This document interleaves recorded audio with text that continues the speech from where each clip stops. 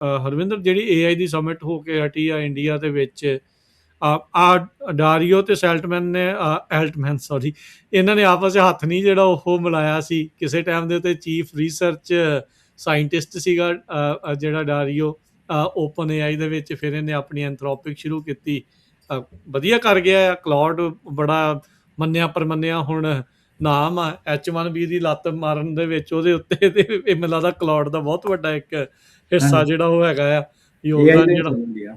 ਹਾਂਜੀ, in general.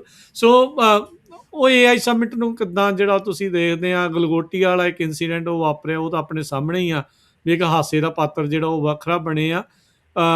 ਪਰ India ਵਰਗੇ ਮੁਲਕ ਜਾਂ ਹੋਰ ਵੀ ਸਾਰੇ ਜਣੇ ਵੀ ਜਿਹੜਾ ਇਸ ਪਾਸੇ ਵੱਲ ਨੂੰ ਹੀ ਸਾਰਿਆਂ ਨੂੰ ਆਕਰਸ਼ਿਤ ਕਰ ਰਹੇ ਆ ਵੀ ਆ ਜਾਓ AI ਖੇਡੀਏ। ਹਾਂਜੀ ਰਾਜਕਨ, ਡੈਫੀਨੇਟਲੀ, ਕਿਉਂਕਿ ਵੇਖੇ ਆਪਾਂ ਪਿਛਲੇ ਕਈ ਚਿਰਾਂ ਤੋਂ ਗੱਲ ਕਰਦੇ ਪਏ ਨਾ ਕਿ AI ਦੇ ਵਿੱਚ ਇਨਵੈਸਟਮੈਂਟ ਜੇ ਅਸੀਂ ਦੇਖਿਆ ਜਾਏ ਤੇ ਹੌਟ ਕਮੋਡਿਟੀ AI ਆ। AI ਦਾ ਤੁਸੀਂ ਨਾਂ ਲੈ ਕੇ ਤੇ ਬਹੁਤ ਜ਼ਿਆਦਾ ਇਨਵੈਸਟਮੈਂਟ ਜਿਹੜੀਆਂ ਹੋ ਰਹੀਆਂ, ਤਾਂ ਉਹਦੇ ਵਿੱਚ ਸੰਬੰਧ ਵਿੱਚ ਸਾਰੀਆਂ ਕੰਟਰੀਜ਼ ਇੱਦਾਂ ਦੇ ਸਮਿਟ ਕਰ ਰਹੀਆਂ। ਇੰਡੀਆ ਨੇ ਵੀ ਉਸ ਤਰ੍ਹਾਂ ਦਾ AI ਦਾ ਸਮਿਟ ਕੀਤਾ, ਸੋ ਉਹਨੂੰ ਇਨਵੈਸਟਮੈਂਟ ਦੀ ਨੂੰ ਪੁੱਲ ਕਰਨ ਦੇ ਬਰਾਬਰ ਹੀ ਹੈ। ਕਿਉਂਕਿ ਇੰਡੀਆ ਦੀ ਜਿਹੜੀ ਸੈਲਿੰਗ ਗੱਲ ਆ, ਉਹ ਆਪਣੇ ਆਪ ਨੂੰ ਇਸ ਤਰ੍ਹਾਂ ਸੈੱਲ ਕਰਦਾ ਪਿਆ ਕਿ 1.4 ਬਿਲੀਅਨ ਲੋਕ ਜਿਹੜੇ ਸਾਡੇ ਕੋਲ ਇੱਥੇ ਬੈਠੇ ਆ, ਸਾਡੇ ਕੋਲ ਵੱਡੀ ਵਰਕਫੋਰਸ ਆ, ਸਾਡੇ ਕੋਲ ਵੱਡੀ ਕੰਜ਼ਿਊਮਰ ਮਾਰਕੀਟ ਆ ਬੇਸਿਕਲੀ, ਉਹ ਇਸ ਤਰ੍ਹਾਂ ਸੈੱਲ ਕਰਦੇ ਨੇ। ਤੇ ਆਓ ਸਾਡੇ ਨਾਲ ਇਨਵੈਸਟ ਕਰੋ ਤਾਂ ਕਿ ਆਪਾਂ ਸਾਰੇ ਜਣੇ ਇਕੱਠੇ ਗਰੋ ਕਰੀਏ।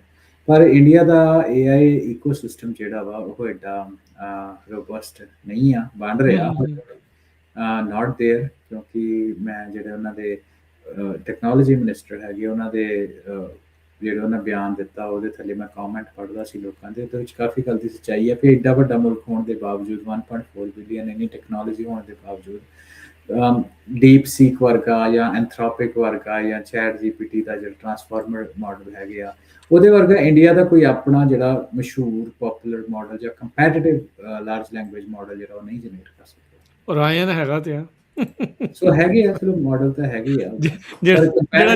ਜਿਹੜਾ ਚਾਈਨਾ ਤੋਂ ਖਰੀਦਿਆ ਕੁੱਤੇ ਨੂੰ ਆਪਣਾ ਆਖੀ ਜਾਂਦੇ ਸੀਗੇ, ਸੋ ਆਪੇ ਹਿਸਾਬ ਲਾ ਲਓ ਕੀ ਚੱਲਦਾ। ਬੇਸਿਕਲੀ ਹਾਂਜੀ, ਉਹ ਜਿਹੜੀ ਚੀਜ਼ ਦੀ ਨਾ ਉਹ ਵਾਕਈ ਆਪਾਂ ਨੂੰ ਜਿਹੜੀ ਕਮੀ ਆ ਉਹ ਸਾਫ਼ ਦੇਖਣ ਨੂੰ ਸਿਸਟਮ ਦੇ ਵਿੱਚ ਮਿਲਦੀ ਆ। ਪਰ ਫਿਰ ਵੀ ਚਲੋ ਦਾਦ ਦੇਣੀ ਬਣਦੀ ਉਹਨਾਂ ਦੀ, ਉਹ ਟਰਾਈ ਤਾਂ ਕਰ ਰਹੇ ਪੂਰਾ, ਹੈ ਨਾ।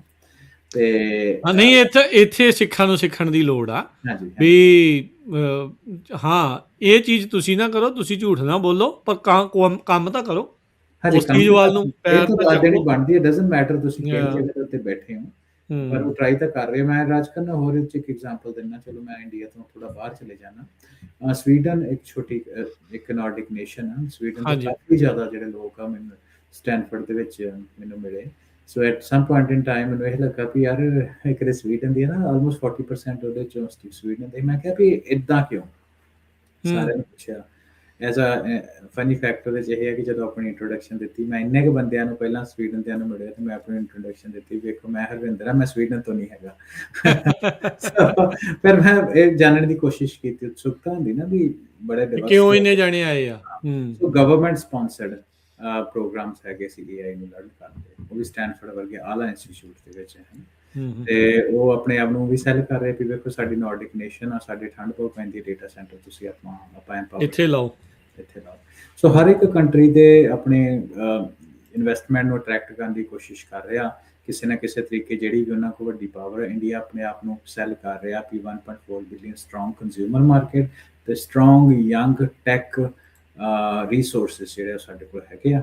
ਸੋ ਉਹ AI ਦੀ ਇਨਵੈਸਟਮੈਂਟ ਤੁਸੀਂ ਭਾਈ ਸਾਡੇ ਆ ਕੇ ਕਰੋ। ਸੋ ਇਹਨੂੰ ਮੈਂ ਇਸ ਤਰ੍ਹਾਂ ਦੇਖਦਾ ਜੀ।